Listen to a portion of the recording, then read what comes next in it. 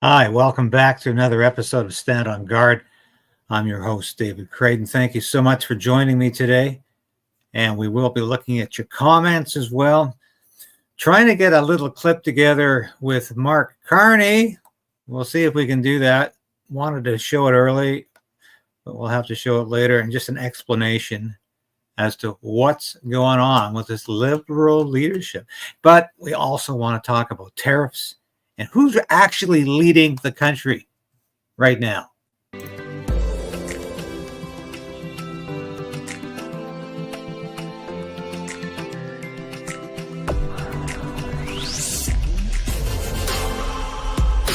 We need a political change, but we also need the resolve to resist.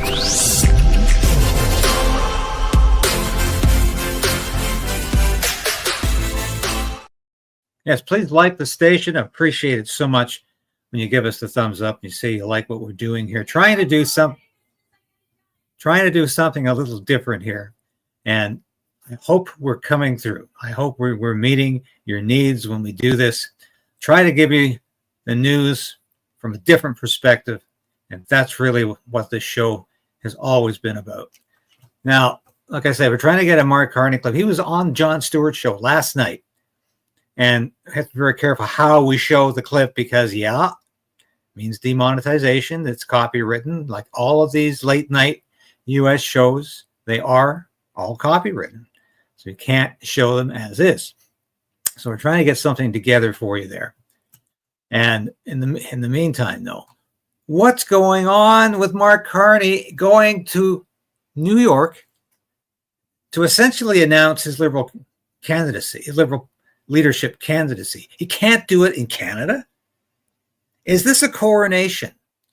Because as I say, let's watch this report on how liberals keep dropping out of this race at an alarming pace. Premiers will soon be meeting with a new prime minister as the Liberal Party seeks a new leader. So far, we're learning of several cabinet ministers who say they won't be running. Steve McKinnon, the latest to bow out. That has some worried about the lack of representation from Quebec. CTV's Colton Prale explains. Labour Minister Steve McKinnon is the second high-profile Liberal in as many days to announce they won't run for the party leadership. McKinnon saying time constraints didn't allow him to mount the kind of campaign he wants to run. Also highlighting the need for experienced and pragmatic bilingual voices. It's part of a growing number of calls for strong bilingual candidates, including from the party's Quebec lieutenant. It's not a matter of being perfect in every possible language. It's a matter of being able to engage with and to work with the entire country. While Mark Carney, Chrystia Freeland, and Christy Clark all speak varying degrees of French, strategists say Anglophone Liberals typically fare worse in Quebec. I do think a Francophone leader could easily come in a strong second to the Bloc Québécois and best the Conservatives. With an Anglophone leader, it's going to be a tougher sell. The timing couldn't be worse for the Liberals, who are now facing a battle on two fronts in La Belle Province. Since becoming Conservative leader, Pierre Poilievre has made appearances in Quebec 19 times, including 12 rallies. Since September, the Conservatives have moved from third place in Quebec, 6 points back of the Liberals, to now 11 points ahead of them, and only trailing the Bloc Québécois. It's a province where they could lose more than half the seats if these numbers were to hold to the next election. And so it's really concerning because the Liberal Party cannot win a national election without Quebec. But Quebec MPs say it's policy, not language, that will decide who voters choose in the next election. The issue right now is stewarding the economy. We have to demonstrate to Canadians that we actually offer the best program. One Liberal MP says even if the party does lose seats in Quebec, if the right candidate can bolster support in Western Canada, it could be a net positive for the party. Colton Prale, CTV News, Ottawa. So Steve McKinnon is out. Who's left? Who's actually in?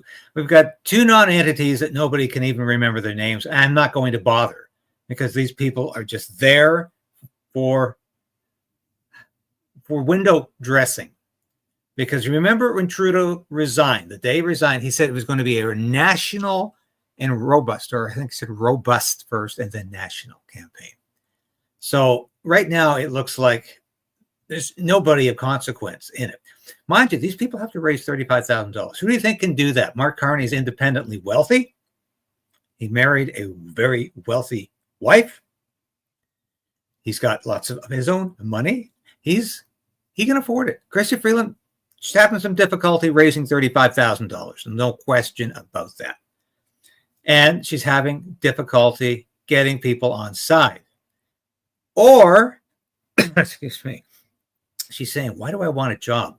Why do I want to be prime minister for a couple of days or a month? This has happened before, obviously.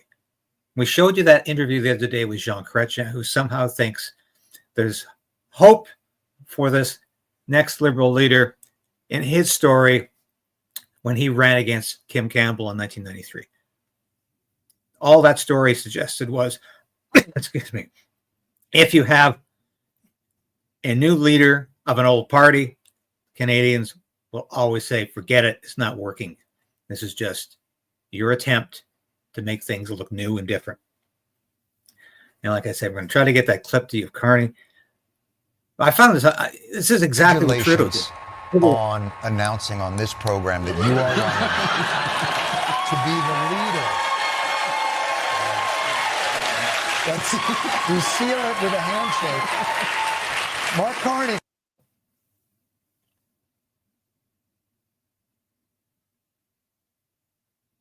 All right. Can we say? Here's Will. All right. Can we say coronation? There's Mark Carney last night, and we had to do a little work on it because otherwise it's trouble. So this is Mark Carney and Jon Stewart show. He said everything but I'm running. But this is exactly what Justin Trudeau did to try to raise his popularity. It was to go down and do the American talk show circuit. Now, of course, to segue into our next segment here, what is going on with these opposing messages about how we deal with Donald Trump in 6 days? 6 days. Yeah. No. 6 days from now, it's January 20th. Donald Trump will be inaugurated. And by the way, who's going to be at the inauguration? Alberta Premier Danielle Smith. Now, I'm going to show you some clips in a minute that I think illustrate who's really in charge of Canada right now. And Alberta Premier is. Doug Ford from Ontario wants you to think that he's in charge, but he's not. The faux conservative Doug Ford is never in charge of very much except his own ego. Danielle Smith is leading the charge to protect all Canadians from Donald Trump's tariffs. Donald Trump takes her seriously. It's quite clear she does. He does. And Trudeau is on American talk shows. He's on the American news saying Canada is just not going to do much about these tariffs. And, we've already fixed the border, which is a lie. But he's suggesting that Canada can always put tariffs on bourbon and playing cards, and that will do the trick. So why are his ministers going around talking about putting an embargo, not just tariffs, but an embargo on Canadian energy when they can't do that? Let's listen to what Melanie Joly, who claims she's not running for the leadership because she put Canada first. And then we'll get to Danielle Smith and what I think is an historic opportunity. And Danielle Smith is filling a void because Justin Trudeau still can't decide whether he wants to come back, whether he wants Mark Carney to have a coronation, or whether he wants a robust Liberal leadership race between Carney and Chrystia Freeland. week that you had ultimately decided after reflecting not to enter the race. Yeah.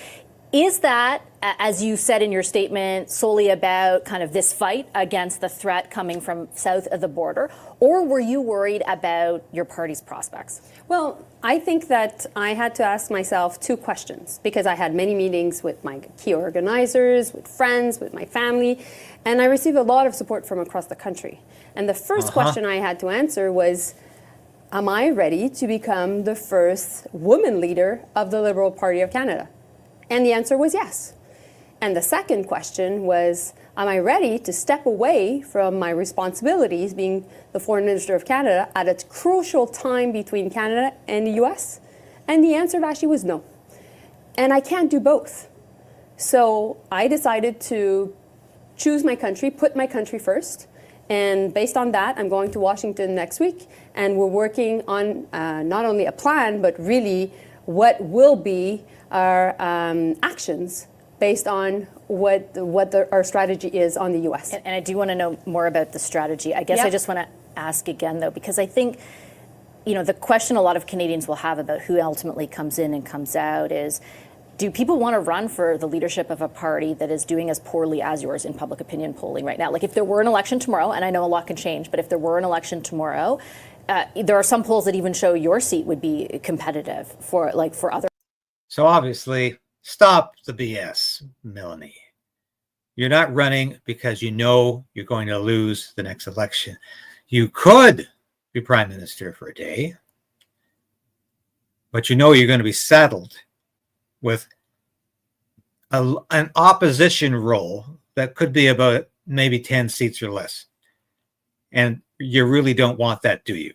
Parties. So not about Hans but I mean, so was LaSalle, right? 6 months ago. Who knew? No, you can't compare. But listen, I think that when it comes to are you worried about the prospects for your party? Well, first and foremost, when it comes to becoming the Prime Minister of Canada, there are three files that are really fundamental that Canadians look at, and they will see whether that person is ready to lead the country and run the government. It's the economy, it is the Canada-US relationship, and it is national unity, including Quebec. And I know well these three files. Now, when it comes to what is going to be the ballot question of the next election, it will be about Canada-US. It will be about that threat right now, and maybe the imposition of tariffs by Donald Trump, and how as a country we defend our workers, how we The tariffs are coming next week, Melanie. Not after your leadership convention, not after the House resumes, after Trudeau's unconstitutional prorogue. To that economic coercion and how we ultimately can stand up for Canadians. And take your point about if those tariffs are applied, for example, the degree to which that would be on Canadians' minds when they vote. Isn't it possible also that change is the ballot question, given what has just gone on with the Prime Minister, with those two by-elections, with public opinion polling? Like, isn't that also possible? Well, there will be change. There will be a new leader, Rashi. So what, real there change? There will be a real change, and that's the Liberal. Are you sure? Because the Conservative slogan is just. She's reading her talking points, and she can't even keep a straight face. Yeah, that's real change, Bessie. She doesn't even take her own talking points. Like Justin. Yeah, but that's their narrative. But it's working for them. Well, you know, now we have somebody that is coming in. But what the Conservatives are doing is they're playing petty politics on the back of Canadians. Because what we need to do right now, when it comes to Canada-US, it is we need to be united. We need to get behind the Liberal Party is what you mean. That's what you're saying. And you guys don't even have a game plan. You have no strategy. So why would anybody want to get behind you? We need to get behind the opposition Conservatives who are going to form the next government. Now, there's probably people out there and say, there you go again, in the pocket of Poilievre. No, I'm not in the pocket of Poilievre. He's going to be the next prime minister. Read the polls. Do your arithmetic. And he's going to be a vast improvement on Justin Trudeau. But that's the reality. That's what Donald Trump needs to hear. Pierre Poilievre is going to be the next prime minister. You're going to deal with him. The sooner we can make the change in government, the better for all Canadians, especially with regard to these tariffs. that are To coming. put the country first. Every single leader in politics right now should be putting country first. Isn't there an argument to make, though, that the Prime Minister has not put Canadians first? I mean, ultimately, he took so long to make the decision he did that he is in a placeholder as a Prime Minister for two of the most important months, as you point out, in our country's history as far as the economy at the very least goes. Is your government in a position where they can lead on this file when we know in a few months, or as of March 10th or whatever it ends up being, the Prime Minister will no longer be in that position? The Prime Minister took his decision. Now I'm looking forward and we are leading. And what I'm doing is I will be leading along with Dominic LeBlanc, the Minister of Finance, our reaction to what the Americans will be doing. I'm heading to Washington next week. I've had numerous conversations with incoming secretaries, the Secretary of State, Marco Rubio. Okay, she's actually on her way to Washington later today. What do you think she's going to tell the Americans? Is she going to tell them Justin Trudeau's talking points? That don't worry, folks, we're just going to put tariffs on bourbon and playing cards? Or is she going to say something she's not qualified or entitled to say? The Secretary of Commerce, Howard Lutnick, the Secretary of Energy, Doug Burgum, the Border Czar, Tom Homan, the NSA, I've been in contact with him, Mark Waltz, and I speak to my friend, which is a funny friendship, but Lindsey Graham, pretty much every day. So we're doing the work, I'm doing. Now that's ominous. She has her friend Lindsey Graham, Mr. Warmonger, the guy who wants to start a war with Iran, who wants to keep the war going in Ukraine indefinitely. That's where she's getting her advice? Doing the work, and I'll continue to do that. So let me ask you, because despite all those efforts, Lindsey Graham's making fun of us on Twitter, or whatever it is, X, joking about the annexation of Canada. Donald Trump's rhetoric, if it has become anything over that period of time, it's much more inflamed. It now includes using economic force to make us the quote-unquote 51st state. If all of those efforts are failing to produce a better outcome for us, why is that the case? Because we have to have a strategy on both sides. That's the reality. And I'm the diplomat-in-chief of the government. The diplomat-in-chief? You would make a fine travel agent, but you're in over your head as foreign affairs, and you have been since you got there, Melanie, and you know it. You have two strategies. You have zero strategies. That's a more accurate assessment of what the Trudeau government is presenting to Donald Trump right now. Of basically of the country. And my job is to have tough discussions with leaders and, folks that sometimes I don't agree with. And sometimes is to create also really good working relationships. And that's what I do. So if these tariffs are applied as he has threatened them to be, which we don't know the case, he hasn't announced that, the specifics of it, but he's saying 25%. I was interviewing 6 economists, the top 6 economists, the chief ones for all the big banks the other day. And collectively, they said the hit to the economy, we're looking to the tunes of millions of jobs. You're looking at a 3% contraction and essentially an immediate recession. So it's in that vein, against that backdrop, I ask you about what retaliation would look like. Is your government prepared to cut off supplies of energy, for example, to the United States? What I can tell you is everything is on the table. And that's the conversation we will have, the Prime Minister, Minister LeBlanc, and myself, with the premiers next week. And that's a conversation also I'll take to Republican senators and key Republican decision makers. Melanie, maybe you should read your copy of the Canadian Constitution, if you have one, and find out who has jurisdiction in this country of Canada over natural resources, over energy. Wow, my goodness. It's the provinces. So the federal government can't go out and say, we're going to embargo oil and gas. They can't do that. Tried to do that under Pierre Trudeau with the National Energy Plan. And they got such ferocious pushback from then Alberta Premier Peter Lougheed. Trudeau had to back down. Trudeau knows, Trudeau then knew, Trudeau now knows that the provinces own their own natural resources. It's Alberta's decision whether they want to sell gas and oil to the United States.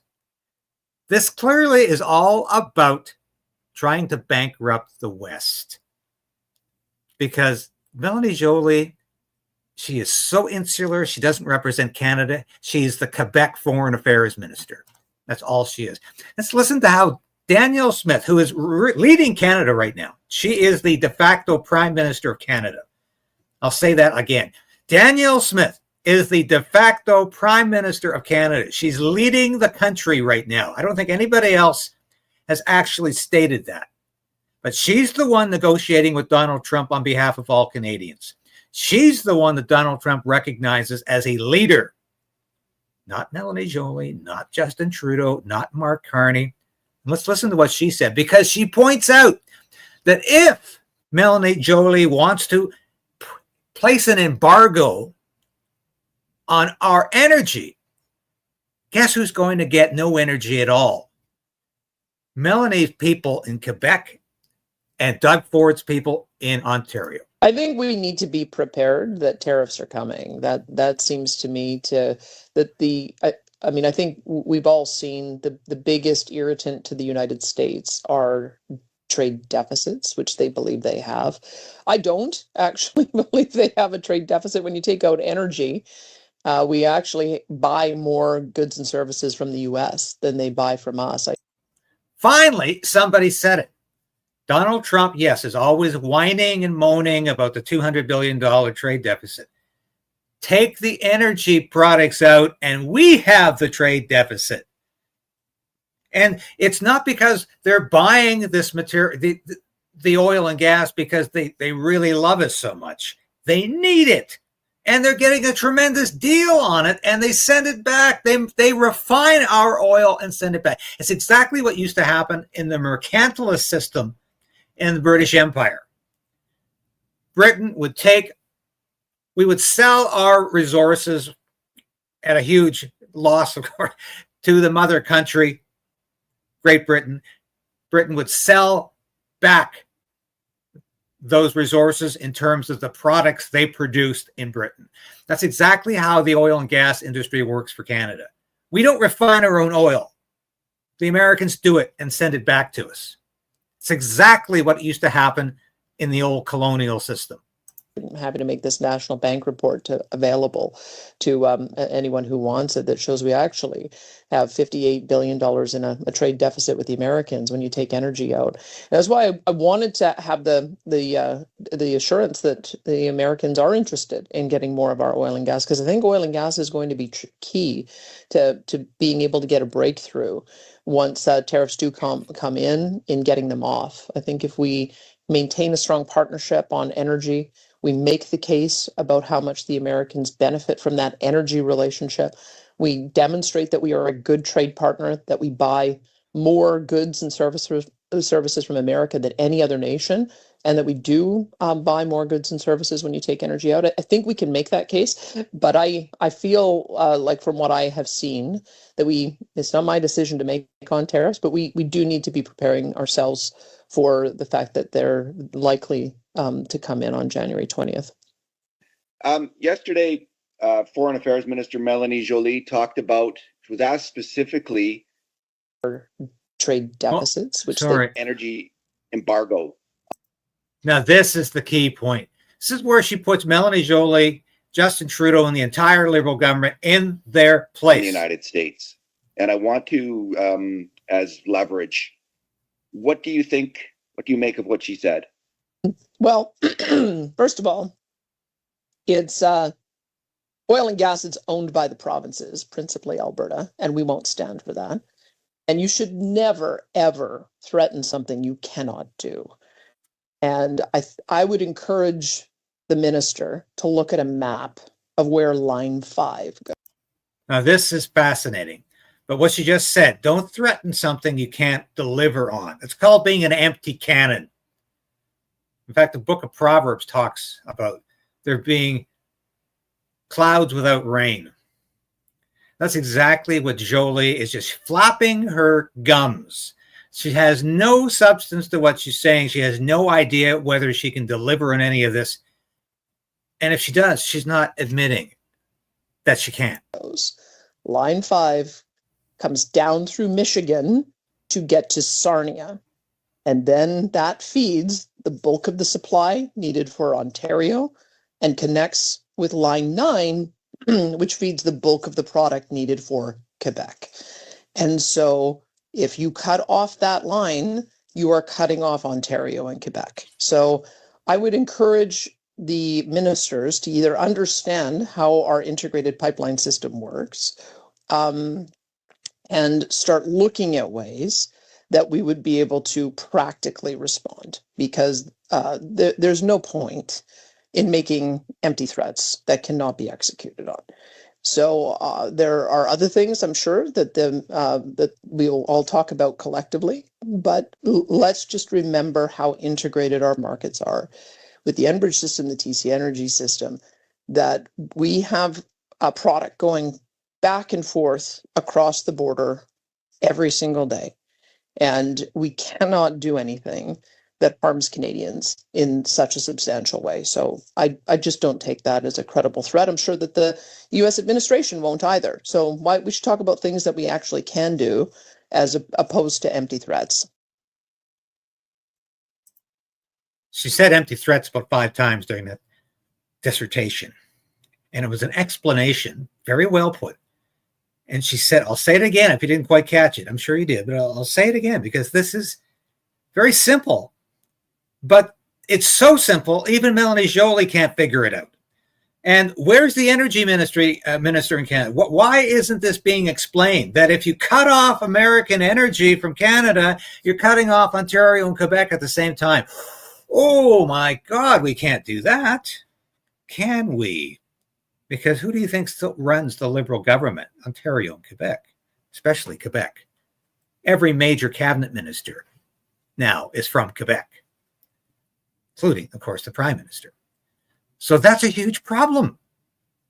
And she outlines this and says, you can't do it. And don't think for a minute, even if Quebec and Ontario were not impacted by this decision, don't think Alberta is going to put up with this. And I support her 100% with this, because I grew up in the West. Decentralization of government is why Confederation ever worked in the first place. This country is far too big, too expansive, with a relatively small population for it to be properly and appropriately run by an overbearing, invasive federal government. We cannot allow the federal government to take any more control over our lives. And Danielle Smith, time and time again, she's doing the right thing here. Like I said, I've known Danielle since our days at the Calgary Herald. Almost always agree with what she's doing. Not necessarily always, but almost always. Especially what she's doing now. So Doug Ford doesn't like this. How dare you say, and Doug Ford doesn't know either, that energy going to the U.S. is also going to Ontario. Somebody should inform Doug Ford of that. But Doug Ford says, no, she's not speaking for the country. She's not speaking for the, and are you speaking for the country, Doug Ford? No, I don't think so. You're not speaking for the country. And if you were speaking for the country, what would you actually say? Ontario comes first because it's always been that way. Now, Doug Ford, as I say time and time again, is a phony conservative. His ads are all over the place. He wants an election now on Doug Ford being in charge. Sorry, you have missed the boat. You don't have a strategy. And once again, you're talking out of both sides of your mouth. Yeah, we're going to come down. Hey, we're going to have a trade war, but it's the last thing I want to do. We're going to come down hard on the U.S., but it's the last thing I want to do. We're going to make the U.S. suffer, but it's the last thing I want to do. Now, that's Doug Ford's weird, bizarro strategy, and it's going nowhere. I'll say it again. Danielle Smith is fighting for Canada, not just Alberta. She is leading the country right now because there's a power vacuum in the Trudeau government. You have Trudeau waltzing around North America, doing interviews, musing about what's going to happen. You have a Liberal Party that's supposed to have a leadership race, But as of yet, they have only 2 non-entities in that race. You have a Liberal Party that's supposed to have all of this resolved by March the 9th, and that's highly unlikely. But more importantly, if you watch yesterday's program, there's probably not going to be a chance for a second prorogation like a lot of us are worried about. And the Liberal government will go down to defeat in late March. And we can finally say adieu to this government. Whether Justin Trudeau is still in charge of it or not, the Liberal government is going down to defeat, and we're going to have an election, and we're going to have a new beginning for this country. Thank God for that. So thank you, Danielle Smith, for the work you're doing on behalf of all Canadians, not just Alberta. You are leading the country right now. And I think that is what Canada needs to see more of. Now, just a reminder, the old store is still open here. And I just want to remind you.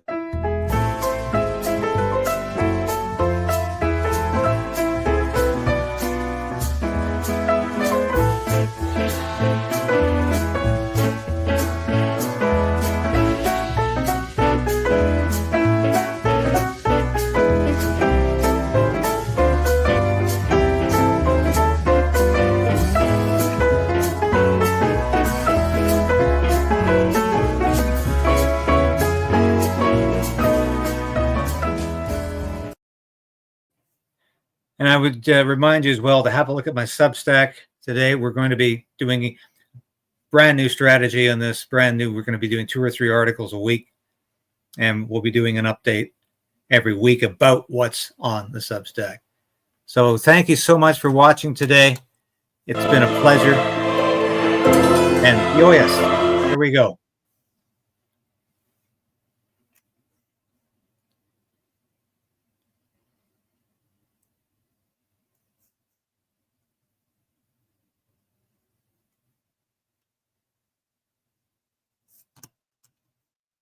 Yes, we'll be back again tomorrow, folks, with all the news you need to know. And let's continue to resolve to resist. Thank you for watching today. See you again tomorrow.